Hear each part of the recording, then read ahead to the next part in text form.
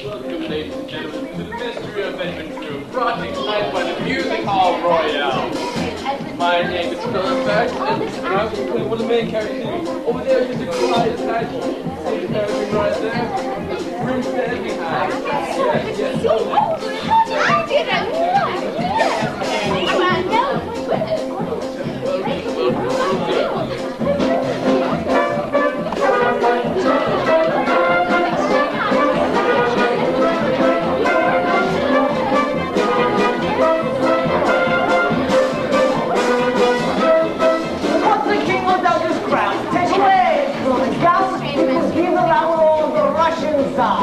Judge's creature of our race by treating his fate. I rest my case, well there you are. And this man is not to be what part of town you come from, we would chafe made here at all.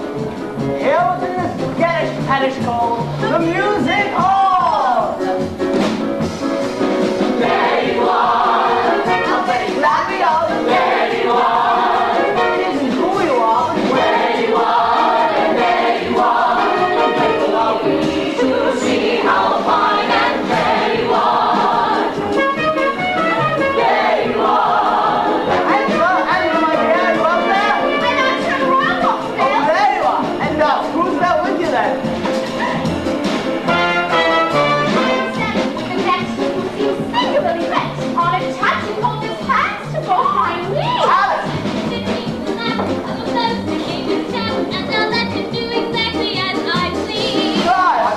Down in front of Sand and me, her landing. Surely she must know that spell for you. Victor! And these lovely people will cover me more or less. Cedric! There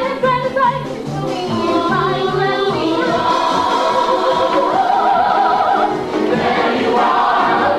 How this became nothing, there you are. Just like the rest of us is where you are. Yes, there you are. We all should be well now where we are. So like the papers walking up of us. We cannot pray it doesn't blinding us. So if you're feeling just unwinding us. Or only wicked frame of blinding us. Blinding us. We want you and all along. Be careful where you've been. And not the jumping hair how you got in.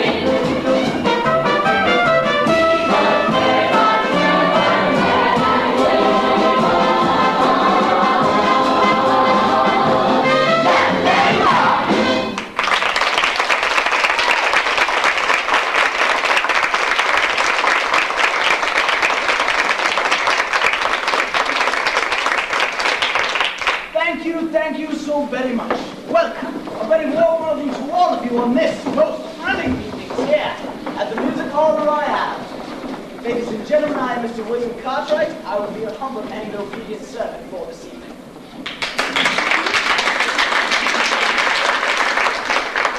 And as a special gift to all you gentlemen out there, assisting me with one of our most lovely ladies and my official muse, the wonderful Miss Gwendolyn Pinn.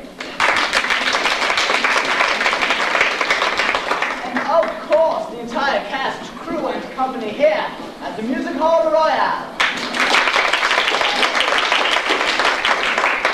Tonight, we have the pleasure of presenting for your approval the premiere performance of The Mystery of Edwin Drood. This being a musicale with dramatic interludes.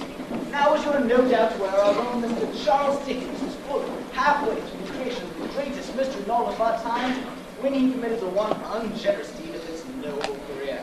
He died, leaving behind not the slightest hint as to the outcome he intended for his bizarre and uncompleted puzzle, The Mystery of Edwin Drood.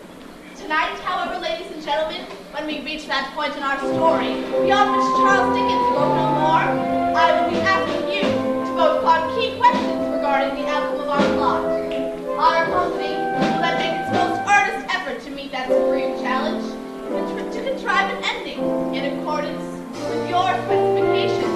So come on, let's all be as vulgar and uncivilized as is legally possible. Use your corsets and enjoy yourselves.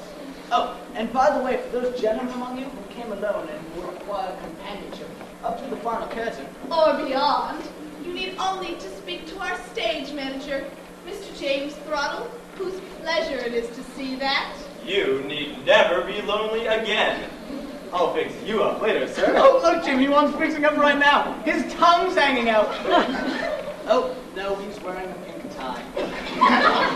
Please do remember, gentlemen, these sparkling and vivacious ingenues are not salaried employees, so we do ask that you contribute generously towards their theatrical studies and make sure all goods are returned tomorrow morning. None the worse for wear. So by all means, let us proceed for the first time ever the completed musical rendition of The Mystery Of Edwin Drood.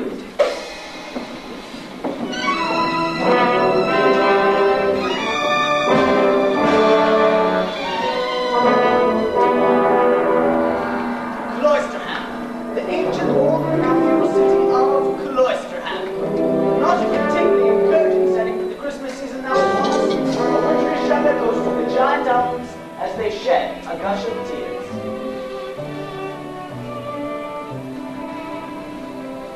And here we are in the home of Mr. John Jasper, choir master of Cloisterham Cathedral.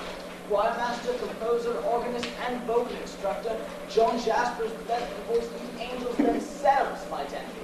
And who more suited to essay the role of John Jasper than that gifted vocalist himself, our very own Mr. Clyde Paget?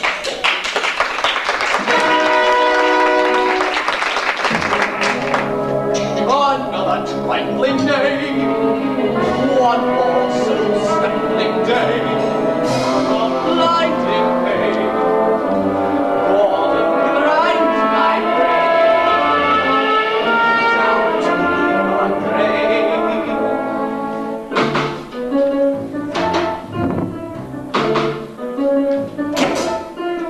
A pain will go quite bad, and not be all that bad, considering each superb disturbing urge you've ever had to curse out each church and show your friend without a smile your way. Have bad dreams and not be all these seems. Get out and far removed from all the nervous love extremes. Sometimes I think the sun is me, the stuff that passing round a man go quite mad. Unblessed are the dull, one ceaseless, peaceless love. Some wondrous night, storm-struck, thunderous light. We must be right.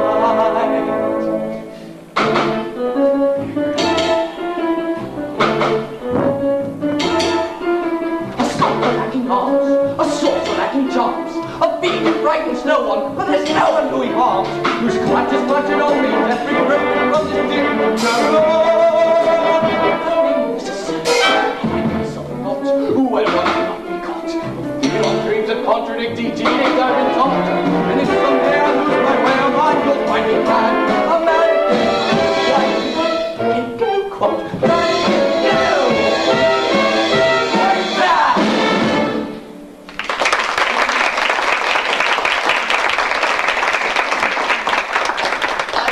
some moderation in your applause merely means you're conserving your energies for the final curtain. To continue, John Jasper eagerly waits the arrival of his beloved nephew and the title character of this evening's diversion, young Edwin Drood. Hello, Uncle. Why, there's the lad now. My dear Uncle. Yes, ladies and gentlemen, your eyes do not deceive you. Deputies with man impersonation are more used to seeing Miss Nutting in top hat and tails when she sells her inimitable rendition of Aren't I Half a Top. But seeing that she has a distinctive form, we think of young Edwin.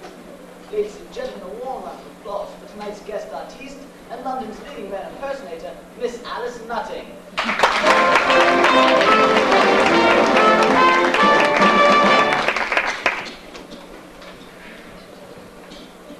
Any dinner, Uncle? You forget, Ned, that uncle and nephew are words prohibited here by express agreement. Of course you're right, Jack. After all, there are only half a dozen years or so between our ages. Hello, Jack. Don't drink yet. I must propose a toast. Toast to what, Ned? He asks to what? To Rosa. Rosa. To the fair Miss Rosa Budd. Surely you've not forgotten that Rosa and I are soon to be wed. It has not quite slipped my mind. Yes, a tedious ceremony in your creaky cathedral, Jack. Then off with my wonderfully pretty child bride to dusty Egypt, where I intend to shake things up a bit. It is certain, then. Egypt seems a desperate great distance. Indeed it is, John. This portrait of Rosa is not one of my better efforts, yet you insist on hanging it here. In heaven's name, why? Because it reminds me of you, Ned. And the happiness I wish you and Rosa. Well, I'm sure we'll be quite happy, although our courtship does suffer from an unavoidable flatness, owing to the fact that her dead and gone father and my dead and gone father had as good as married us at birth. Why the devil could they have left us alone? Tut tut, dear boy. Tut tut. It's all very well for you, Jack. You have the freedom to love whomsoever you choose. Don't stop, dear fellow. Do go on. Have I hurt your feelings, Jack? Could you have hurt my feelings? Good heavens, John, you look frightfully ill. Is a strange film come over your eyes? I have been taking medicine for a pain, an agony that overcomes me. I've been forced of late to seek treatment in London. Fear not, the effects will soon be gone. My dear uncle. Then take it as a warning. And Ned, Edwin, this is a confidence between us. It shall be sacredly preserved so. I have confided in you because... Because we are fast friends, and you love and trust me as I love and trust you. Both hands, Jack.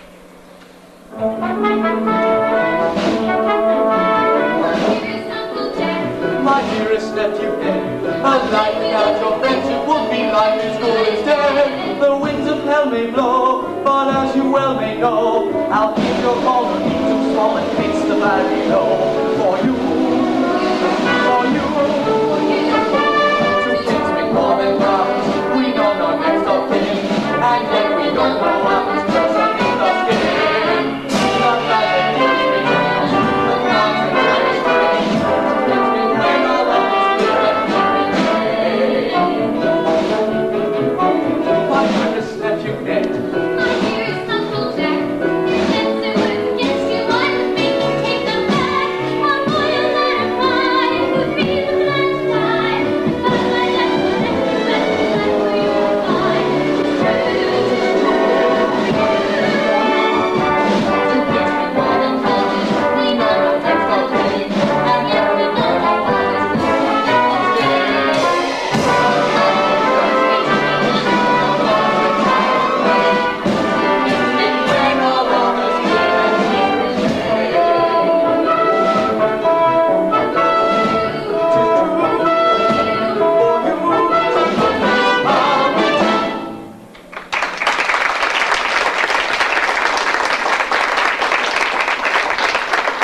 Miss Alice Nutting, Mr. Clyde Paget, ladies and gentlemen.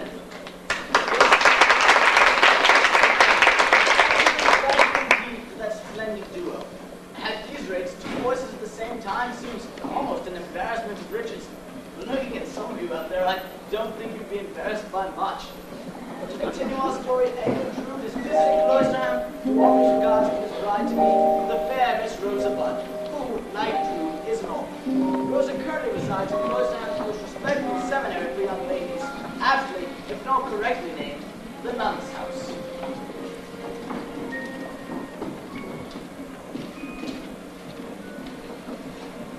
And in the part of Rosa Budd this evening, that most delicate of English roses, that blossoming bud who is yet even to be plucked, the unspeakably lovely Deirdre Peregrine.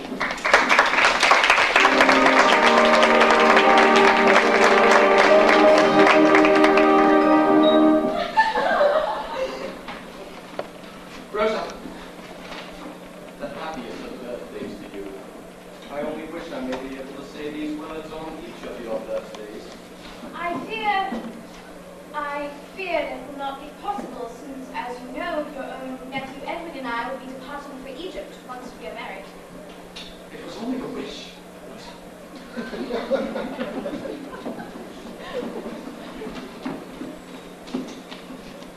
How lovely you look. I've awaited your birthday with eagerness. Eagerness, Mr. Jasper. Yes. Your voice will no longer be a subject of the fluctuations of adolescence. And in what condition is your voice today, my dearest student? Perhaps as my music master, that question is best answered by you. Shall I sing a Mozart? I've composed a song especially for you, my loveliest subject, on the occasion of your birthday. A choir master's pay being what it is, my life's blood is the most I can afford to offer. Sir, Mr. Jasper, I cannot sing these words. It would not be proper. Why, whatever can you mean? I do not. I am not worthy of it. As your music master, that should be my decision. From the beginning, please.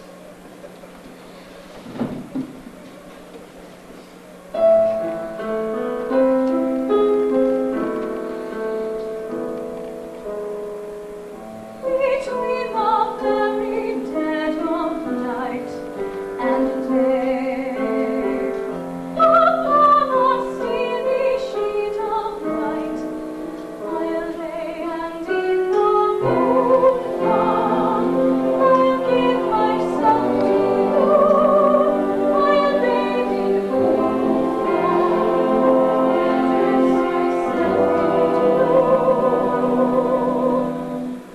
before the cloak of night reveals the morn, time holds its breath while it conceals the dawn, and in the moonlight, all sound is frozen still, yet warm against me. Sin will warm the chill.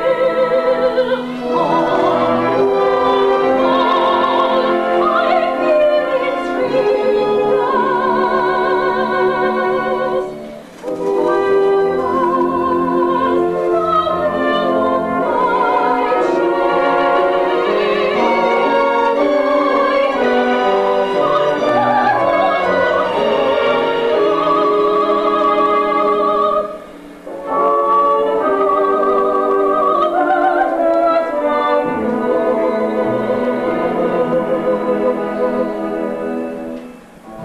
Betwixt our hearts, let nothing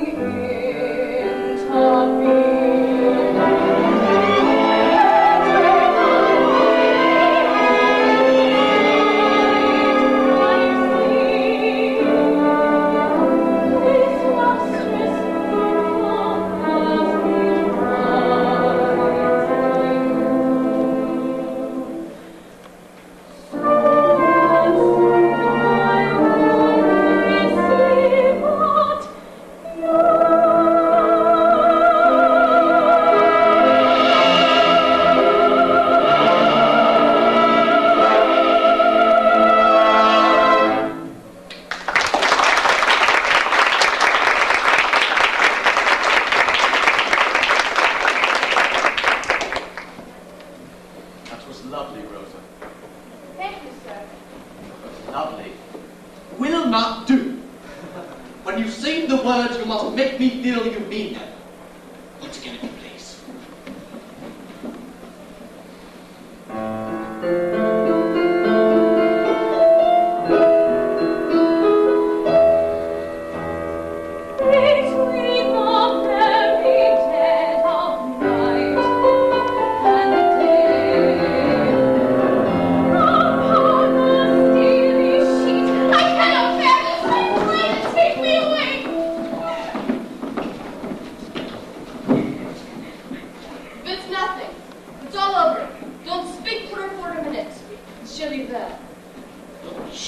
not used to an audience.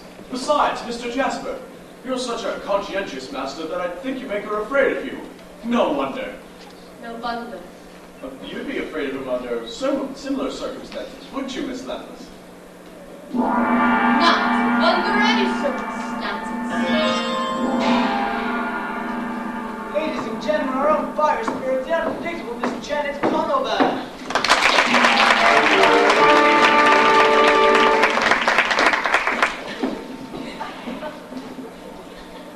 Good afternoon, Reverend Chris Bartle. Good afternoon, Mr. Jasper. And may I introduce to you young Neville Landless and his twin sister Helena. They've both arrived here from Ceylon, where they no longer have any family.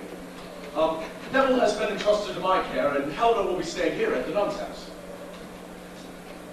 Welcome to Cloisterhouse, Mr. Landless. Neville has been given over to me to calm his rather hot-tempered nature, and to help him make a new beginning here in Cloisterhouse. You and your sister lost your parents recently, Mr. Landless. Their mother died when they were quite young. Now their stepfather has crossed over as well.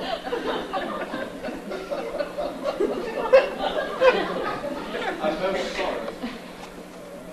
There is no need for you right gentlemen to console me. As it happens, it was well my stepfather died when he did, or I might have cured him. Ladies and gentlemen, the newest member of our company, Mr. Victor Grinstead.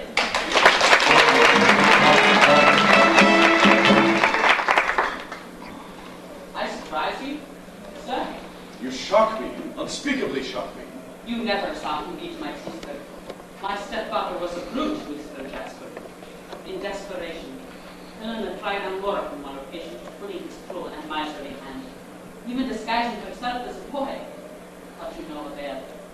As for myself, I have had, from my earliest remembrances, to subdue a deadly and bitter hatred, which has made me secret and revengeful. I say. However, your kindness and goodwill have deeply moved me. I pledge to change my ill-tempered ways and break new ground for myself. There's a lad. He'll soon blend in, Mr. Jasper. Your pupil, Mr. Jasper. She sings beautifully. Thank you. Your efforts have not been without success. I trust so, Mr. Landless. And may I inquire if your relationships extend beyond that of pupil and master? Heavens, no devil! Miss Bond is betrothed to young Edwin Drood, Mr. Jasper's nephew. You do well to cast your eyes and interests in other directions. I beg your pardon, Mr. Jasper. No pardon is necessary. However, I must be off. Quite a practice, I fear. I wish you well in your new life, Mr. Landless. Thank you. Thank you indeed. I trust we shall meet again. And I should like to meet this Drood and see what sort of man is worthy of the affections of his father. Steady, lad. Steady.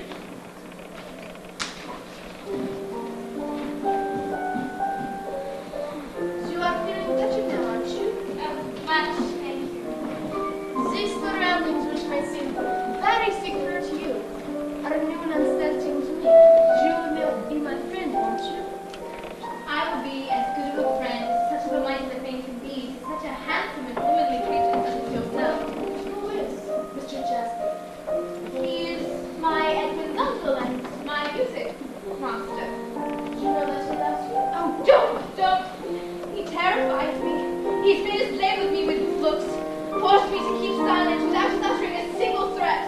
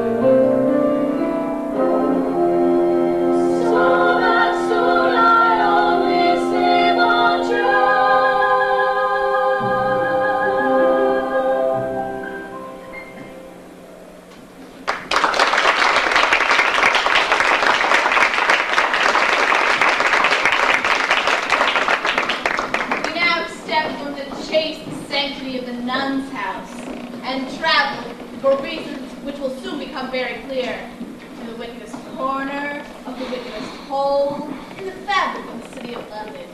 Below the street, and beneath contempt, lies the opium den of the Princess Puffer. Here the universal tongue of opium is spoken, with its sub-dialects of prostitution, burglary, violence for profit, and murder. And reigning supreme over this blemish on England's fair complexion is the Princess Puffer, who ministrates to her clients' needs and hears more than she tells. Portrayed this evening by the Grand Dame of Music Royale, the Queen Mother of the Red Light District, that good woman of ill repute, Miss Angela Prysock.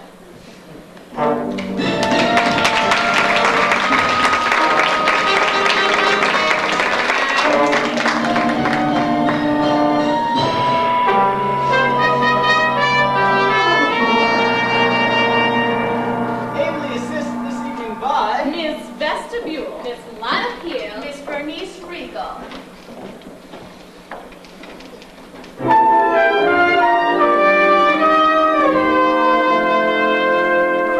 Don't pay. That's what I tells 'em. If it did, then I'd be here mixing pipes. What's then I sells 'em for a pint of rotten beer. Throats you cut, 2 pocket thruppence. Then you slut. The cops of sleep. Bash your face for bleeding tuppence. Pure disgrace to work so cheap.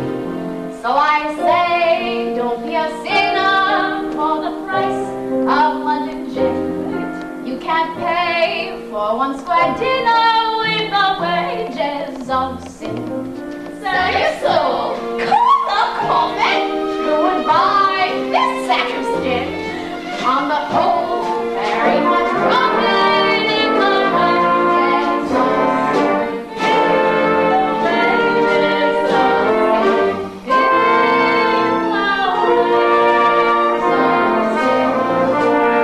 Hello, love. Fancy seeing you here 2 nights in a row.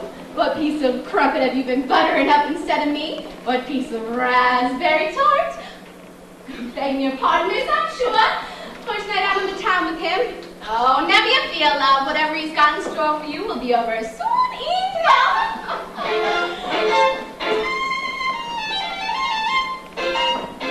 What they pay you, love, by the note? God love him, I know him since he was 14. Is he still playing on the same string? He hasn't had any new ones since. I've seen gals from gutter families, track rich men, with fluttery ways, and they come past the jam, please, over nuptial breakfast trays. Over here, in Betty Heaven, sticks a bleeding hypocrite. Spence's days, I'm cast Evan. Spence's nights amongst this shit. I'm sorry, dear. It won't happen again, I really do promise. Last week. Now, where was I again? Oh, yes, that's right. Shh. So I say, don't take our pleasure. Do things right and dig right in. In this world, there's greater treasures than the wages of sin. I guess there is, but self-harmless. If I did, I'd pack it in. You can fill that many coffins with the wages of sin. Give your love a little help of last time, then. With the wages of sin. You can all do better than that. Get off your bums and give us the notes. With the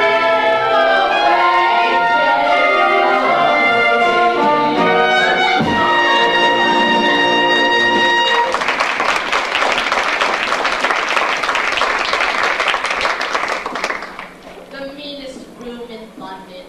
And as the light of day steals into that room, would not the parishioners of Cloisterham be astounded to discover, in bed 11, the goodly choir master of Cloisterham Cathedral, Mr. John Jasper.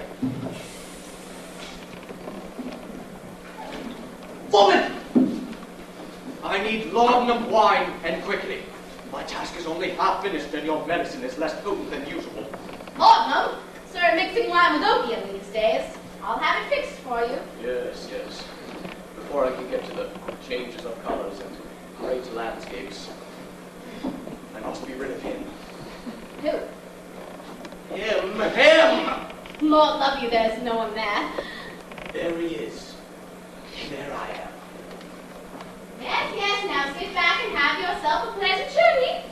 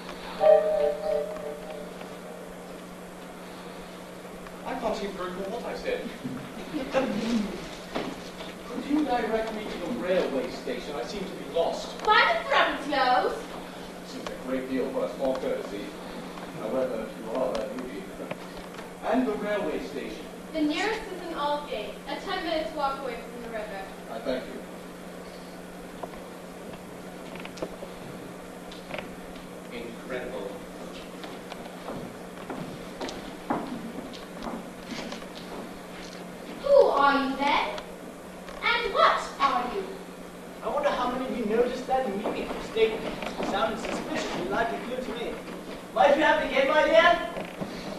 Yes, yes, one more time, please. Who are you then? And what are you? What indeed? But it's now the next day as we return to less sordid surroundings and meet up with Cloisterham's leading citizen, Mayor Thomas Sapsia.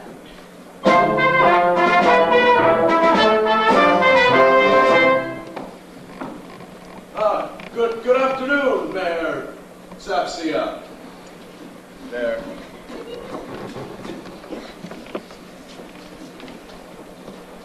Really? With the sack? What? Well, it's only 7 now, isn't it? And you look, ladies and gentlemen, your kind indulgence for a short announcement. The part of Mayor Thomas Sapsia will not, I repeat, will not be portrayed this evening by Mr. James Hitchens, as is stated in your programs. As many of you no doubt already know, Mr. Hitchens has tended to appear more frequently at the bar in the rear than up here in front of the footlights. So it will come as no surprise to our regulars that he is once again massively indisposed, due to injuries received while fighting for a lady's honor. Apparently the lady wished to keep it. So this part will be portrayed by our own humble chairman and obedient servant. I refer, of course, ladies and gentlemen, to Mr. William Cartwright. I might add, it's more your luck than mine.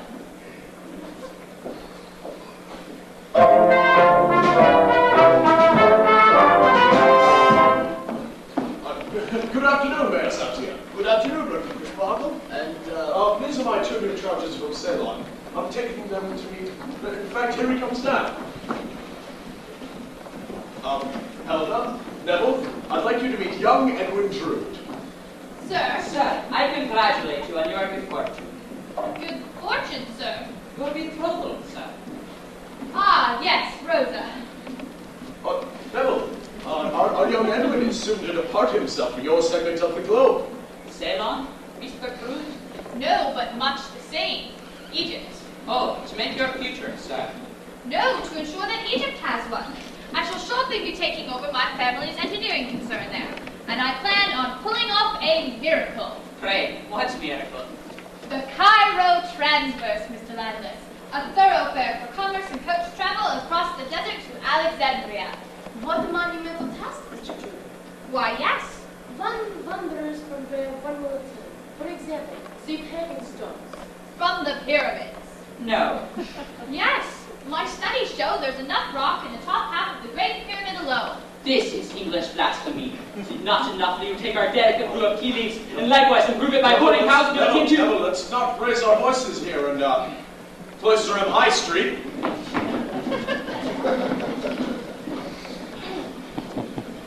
I meant no offense, sir. And I did not mean my awkward ways to arouse such emotion, or to ruffle your splendid feathers, Miss Bud. I'm sure Mr. Lamb is only feeling passionately about his possible globe, Edwin. As long as he keeps his passions in check. I'm afraid I have not yet adapted myself to your restrained climate, Master Edwin, Miss Bud. My uncle has already given me some account of your hot-blooded temperament and past, Neville. I trust you have left them both behind you. My reputation precedes me here. A situation I needs must fear. What hope have I of blending in with this my shade of skin? I thought I cleansed my slate at last, but they anticipate my past. What shall I show them? Sinful effects. What do I owe them? What they expect? Object and subject on display. From Ceylon today.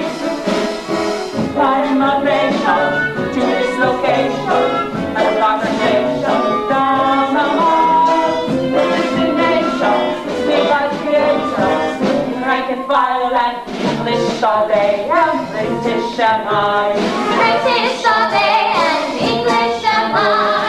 There are two subjects we don't discuss. One is a monarch, the other's us. Yet I fear you soon will be A British subject, not the less. Kicked out of Burma, what's all the fun?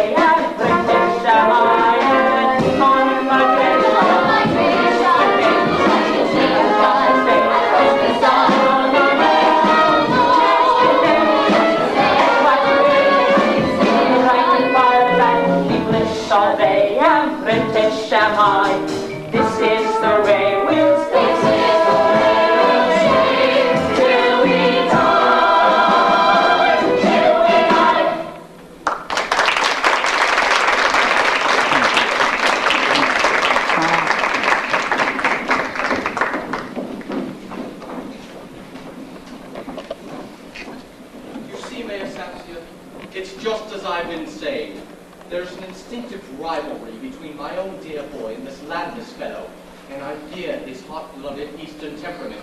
Oh, I think you exaggerate that, Mr. Jasper. I will go mad! Do you not realize there's more than one side, one face to all things in nature? Beneath Neville's tainted English accent and adopted English manners, there is a heathen Landis, a tribesman Landis, a half-blooded, half-bred, half-caste who would kill as easily as he would comb his sleek hair. Come now, this is quite extraordinary. To the contrary, nothing could be more ordinary. Sir, I myself suffer from this sort of duality on occasion. Sometimes I will forget things, and going back to fetch and half expect to meet myself rounding the corner I've already turned. What about me having to be a chairman who plays Mayor Saxy and Poke at the same time? It's damn confusing. Indeed, like our two-sided metal bodies. I find that I am not myself these days, for all I know I might be... Stop, yes. Ladies and gentlemen, I'm sorry for this interruption, but I just don't really feel like singing this song tonight. It's rather fast-paced and I'm getting a bit slow. So we'll have one of our talented extra vocalists come out, Mr. Oscar de Grouch.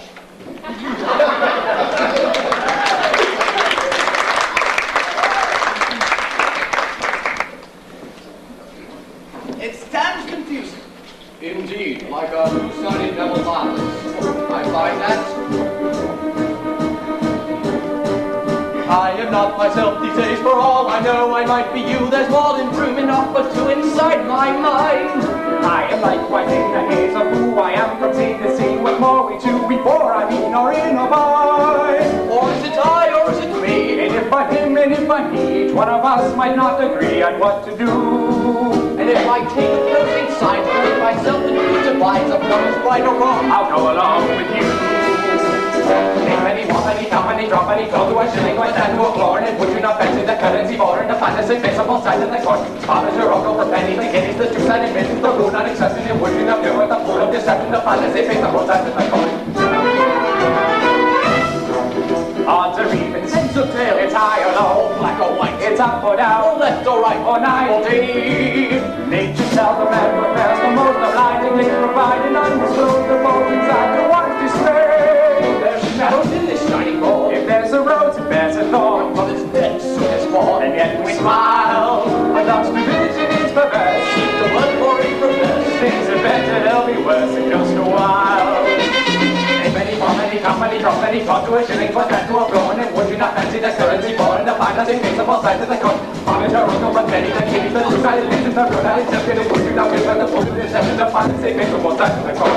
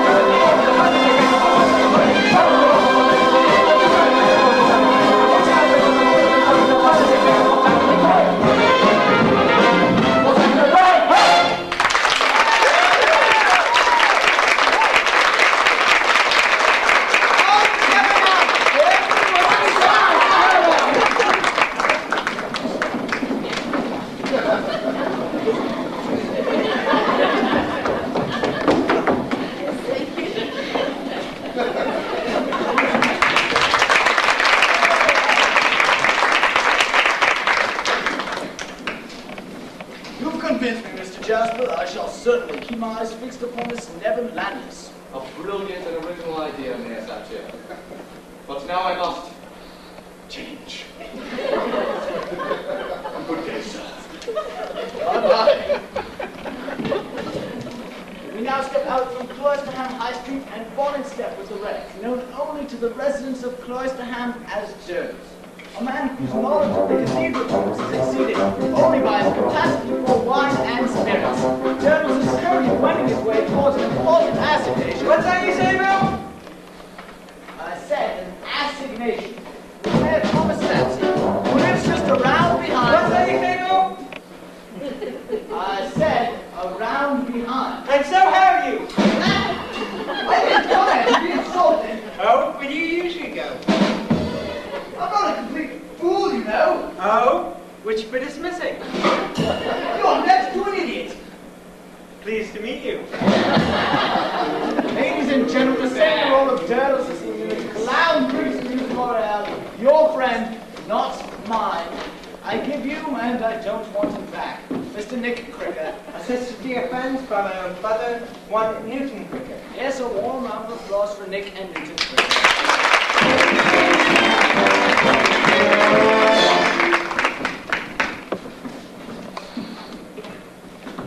Good afternoon, Miss Hopkins. Your lordship, sir. Afternoon, Turtles. Pardon the cough, sir. It's a touch of rheumatism. No, you mean rheumatism. No, I've been working in a dead wife's grave. Please refer to the late Mrs. Thomas Sapsy as just that, Turtles. The late Mrs. Thomas Sapsy. That is how I like to refer to her. Indeed, that is how I like to think of her. She was one in a million. No, one in a raffle. What, is my wife's too many? Yes, sir. Miss Hopkins. Doors already for my scribing. She'll be much happier if we remove her from a temporary grave. It's not been all that dead, and most haven't been able to get to her for ages. But there's not much you can do about the worms. I mean, they've already made a murder of Mrs. Hopkins in a manner. That's quite enough. And who is this thing, this boy? I can teach Simon. Name of the deputy. I'm the one who put the lock on your wife's too. The guy, the keys right here. We'll be glad to open up the door and spread your woman in. And as soon as tomorrow morning. There's enough room there for the whole world family to have afternoon tea. Yes. This group's a national treasure, if I may make so bold. In fact, Mr. Trasper asked me earlier if they tour. You might like to add that line to your list of suspicious statements. Getting on there, Bo. You don't want these people jumping to conclusions without all the facts at hand. Otherwise, they'll be running. Up to the races!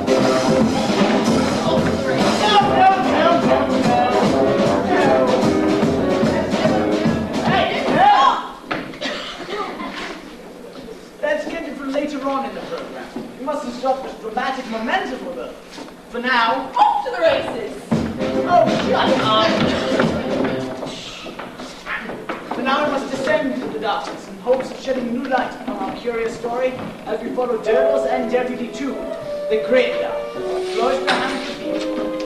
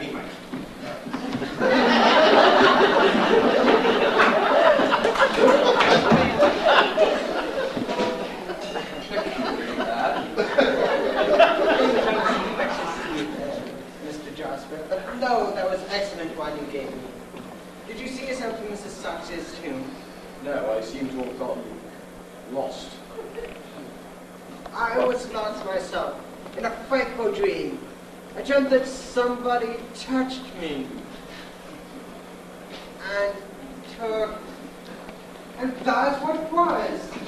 Oh, Miss Sapsia said if I left the mausoleum keys hanging up. Well, no matter.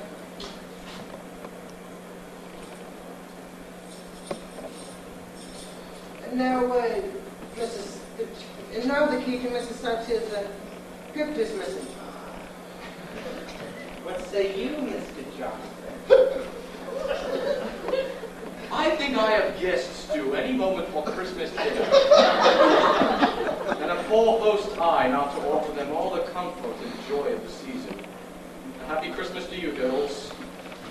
God rest you may, Mr. John Johnston.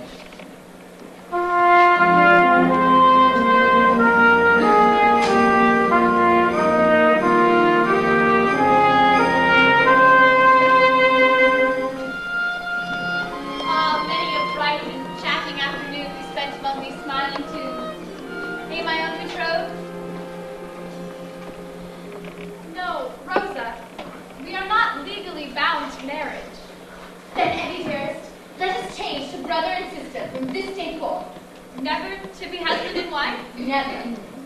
I must confess that this thought does not originate with you alone, Rosa. I know, dear one. You have not been entirely happy with our engagement. Nor have I.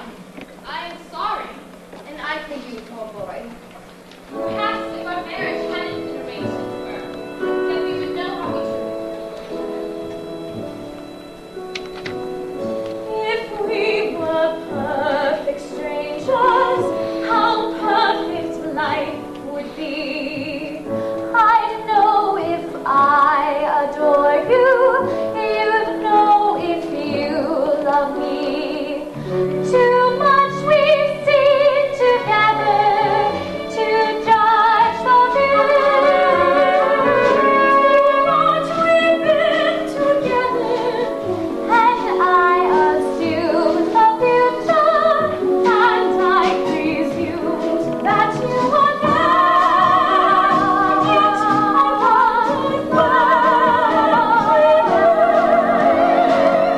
if we were perfect strangers, I'd find my way with ease. I see the path before me, the forest of the trees. Would life be real without you? You're always there. How do I feel about you?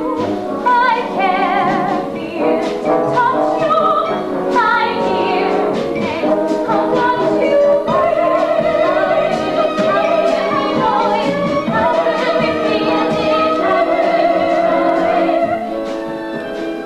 Brother, sister, I pray you take this class, left to me by my mother, as a vow of our eternal friendship. God bless you.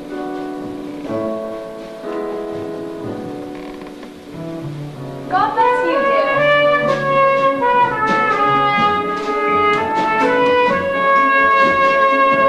How do I feel about you?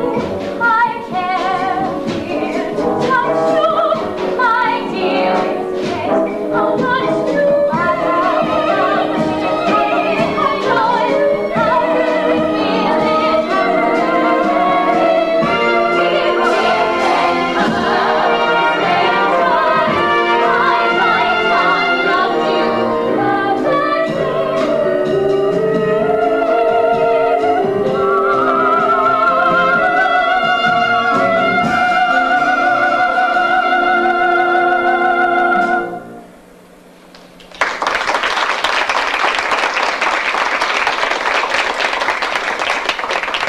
All this will come as quite a surprise to my uncle.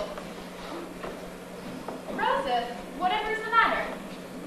Could we keep our change in plans for Mr. Jasper for just a little while, Eddie? Yes, of course you're right. There's no use giving him such sad news on Christmas Eve. Now we must be off. He's expecting us for dinner, and I fear there's a storm coming.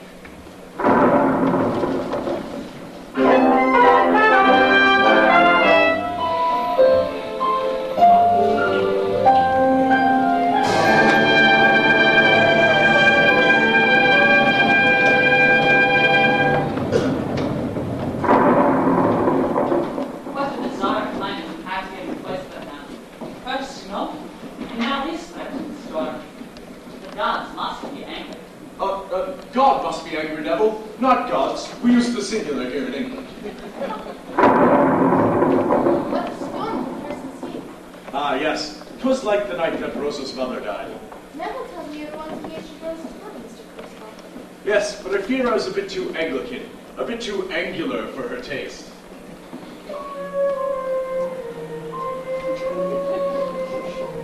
And then, at a seaside party, celebrating her second anniversary, only a few months after Rosa was born, she apparently slipped while walking unattended along the cliffs and drowned in the icy embrace of the waves. But enough! Let us follow Mr. Jasper's lead and forget our grievances with the world and each other over a sturdy Christmas dinner. I pray you will forgive the meager merits of my humble table. Oh, sorry we're late, but we fought the Miss storm all the way. Bud, it is wondrous to see you again. Let me take your things. My God, I had no idea you were taking on domestic staff, Uncle. Edwin, it's a law that will take you seriously. No fear of that. Now, lads! Rosa, you have no idea what it means to have you in my chambers. Miss Bud, how is it that in a season of howling, you remind me of the flowering hibiscus? And how is it that you, Neville, remind me of an inconsistent baker, who while your metaphors are quite stale, your manners are uncommonly fresh? You go to God, sir. Gentlemen, this is Christmas Eve, and I will tolerate no further unchristian-like behavior between you. Now, this mulled wine is very good stuff indeed. I prepared it especially for you from a recipe I obtained on a recent trip to London. Well, any port in a storm for me, Uncle? Yes, any port in a storm. No.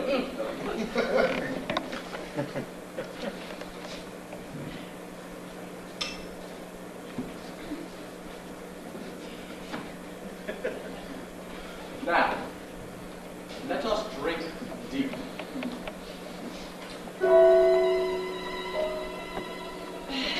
This wine is more potent than usual, Jack. I thought you lads would like it. Now let's have no more ill will between you. Please, Edwin. You may have my friendship, if you wish it. Then, a Merry Christmas to you, Edwin. The goose is cooked. Miss Bud, I think your next Christmas dinner will be in Egypt. My God, Landless, perhaps you should accompany us to Cairo. Rosa and I could always use someone to carry our bags. What? Someone more accustomed with a foreign tongue than he is with minding his own. Gentlemen, ladies, please be seated. Sir, I don't much like your tone, that soup, I'll say it's near you and lay you out a find a cup in mine, I'll but you wait, go to Warrington, soon be torn in faggots, to your maggots feed on you. Something in this speech seems ominous to me. 'Twere not the more rich, pray promise this to me. Praise to him divine, for this we should be glad. Won't you try some wine? No, but take no from that. My dearest nephew Nick, I wish to wish you well. The world is yours before you, just like this. Landless says you are, and know your blood is hot but less than pure. Less than sure than we, your history would indicate. The past of some have passed on through your veins, your crudeness that's explained. Sing sends a chill, my feet on my grave. And my strength and will completely never save. Put these words they say, bring harm upon the lad. Night must follow day. No, but we come from that.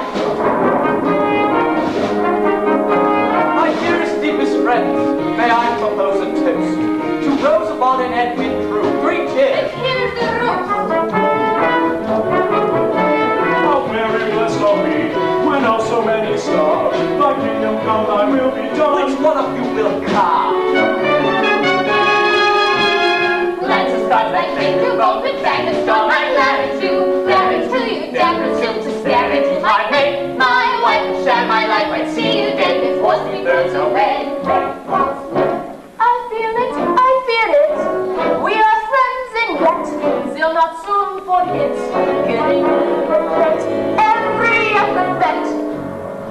younger days I'd hungered for another, Rosa's mother. After Rosa's birth she left this earth, now dust is all I'm worth. So all the time they thought that I'm a dreaded dog, quite naive, but I believe these boys, this noise, more frightening than they might conceive. Let us draw myself on the stairs of my life,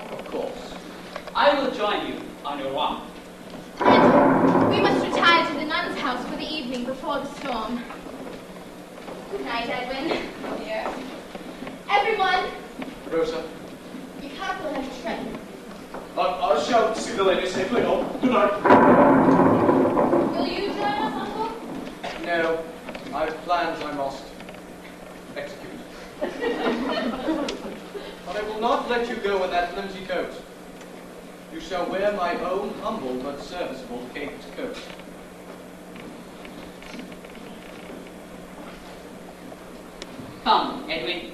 Your destiny calls. Then goodbye, Uncle. Goodbye, all. When shall these three meet again? When, if ever? But it's now the next day. Late Christmas Day, to be sure. The storm is over, but in its wake there has been found no trace of young Edwin Drood.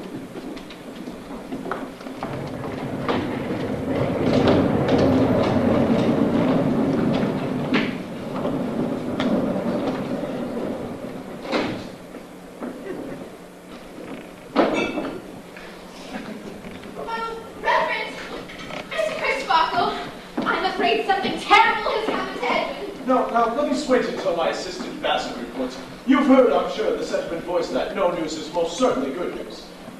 Bassett, what news? No news. There, you see. I don't believe you've met my assistant Bassett. His chief occupation is leading excursion parties around our church. Quite a showman is our Bassett, though tragically misplaced. Misplaced? Yes. He carries with him a secret. Now, Rosa, what do you think Mr. Bassett has done? Oh dear, nothing dreadful, I hope. Mr. Bassett has written a play, a tragedy. The thorn of anxiety. When will it be performed, Mr. Bassett? Never. Sometimes I think Mr. Bassett has more pride in its lack of support, like a citizen of Greece who prefers the Parthenon in ruin. Though I hope to see his work performed someday. I too, Mr. Bassett. I love the theatrical world, but there are many stages beyond the proscenium. I long to play a larger part.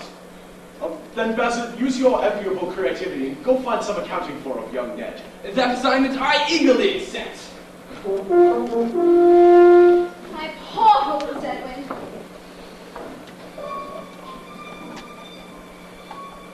How like her mother she looks. If the Lord had seen fit to smile upon me, had her mother not married another, nor met her death 2 years later at that party by the sea, I might have been Rosa's. Father, I need your prayers. Rise, my child. The church bell summons. And is it not significant, Anastasia, that Neville Landless was last seen fleeing the district? You convinced me, Mr. Jasper. A secret murder could indeed be hiding in close and close to place the coast. And all signs do point to young Neville Landless. My thoughts exactly. I shall instruct a few strong fellows to bring him, using whatever force is necessary, so that we may question him. Do that, sir.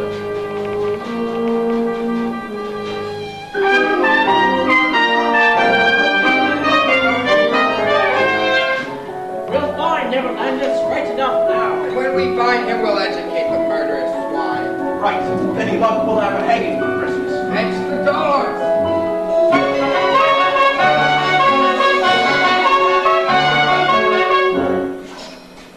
Mr.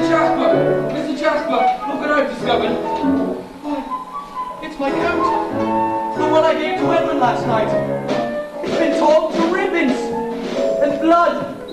Oh God, there's this blood on it. Where did you find this? Under a rock by the whippoorwill. My dear boy is murdered. I take this oath before you, bastard. Record it in your memory that I shall pass the crime of murder upon the murderer, and that I shall devote myself to his destruction. I shall remember your words, Mr. John Jasper.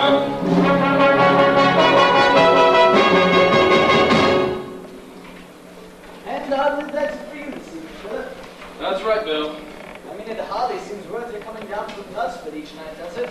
You seem to specialize in these narrow parts of late. Not by choice, Mr. Cartwright. Let's see, in Julius Caesar, you played the part of, A senator. Ah, yes. So at least you're into the kill. You know, if you think of it, it's rather odd that Charles didn't create your character at all. Unless he had a more promising future in mind for you. That's been my solace for the role, Mr. Cartwright. Yes, I'm sure. Still, you do understudy Mr. Patrick as John Jasper now. Surely one of these days. In actuality, Mr. Patrick claims to have never missed a performance in his entire career. Ah, well, Philip, we are almost done with this act, and our second act is considerably shorter in length than the first. Is there, would you happen to have a song at hand? Shall we? Yes, why not indeed? As a matter of happenstance, Mr. Cartwright, I do have aspirations as an author, and have composed a brief song which I hope underscores the dilemma that of the character Bassett I portray, but I hesitate to... Don't come his title, Mr. Bax. What? Never look, Mr. Cartwright. Ladies and gentlemen, a brief diversion in this evening's journey. An unpublished and perhaps rightfully unheard composition, Mr. Philip Bax singing his own Never the Luck.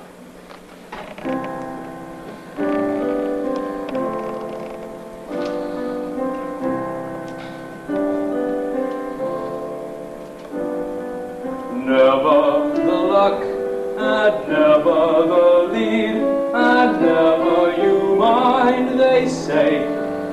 In time we all taste a line in the light, and I'll have my night someday. Still, each precious part seems over and done, and before I begun to speak, I cast out my line and keep my hand in, but I'll not stand in this week. Some starless night, hell, cold on the wings. Who here dances and sings? That's when yours truly springs, and seeing me, then they will cry. Why? He knows his line, and everyone's view. We must let him do the part. I reset the stage, the music will play. I'll waltz my way into your heart.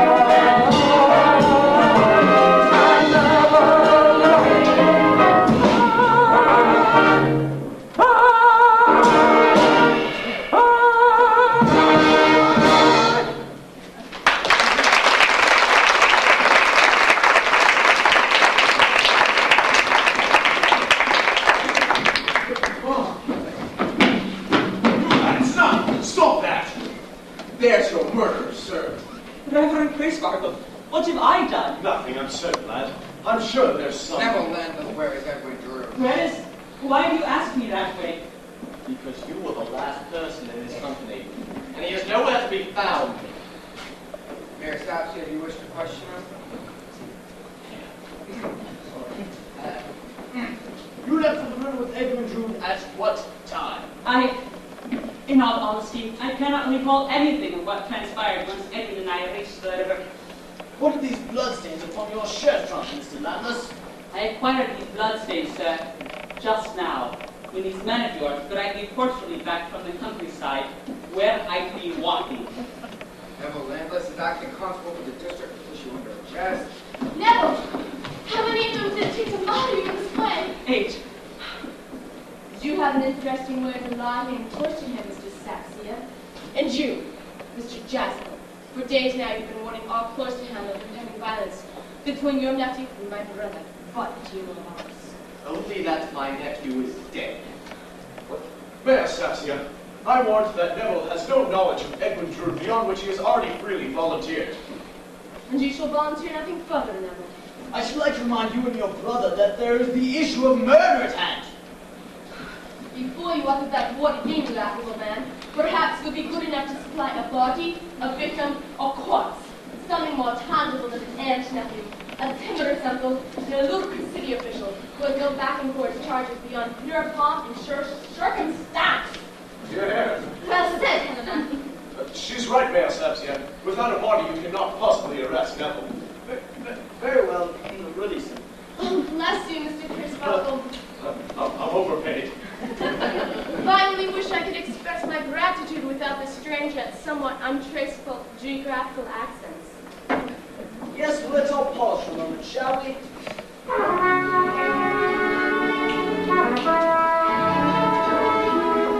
here's where matters now lie. Edwin Drood has vanished, and may likely be dead. John Jasper has sworn vengeance upon his nephew's murder, whom most of this populace suspect to be Neville Landless.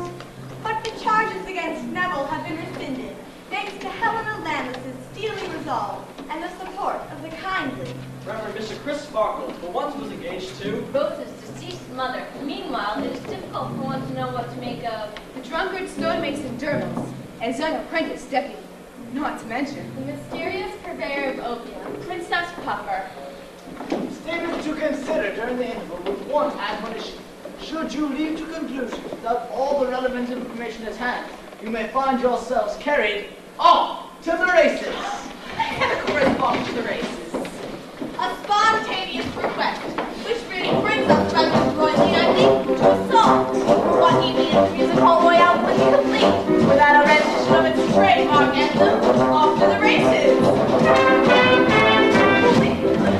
Leave the rest of us astray. The wide open life is just a wait. Otherwise, I gather big emotions run away like horses at the gate. Off to the races, off to the races, off to the race we go. And where the traces and what the places we shall seem to know. And the circus pass about who never wore pursue a member of the something saving grace. Saving grace. And the acting to the salvation view. Oh, then I'll see the races, I'll see the races.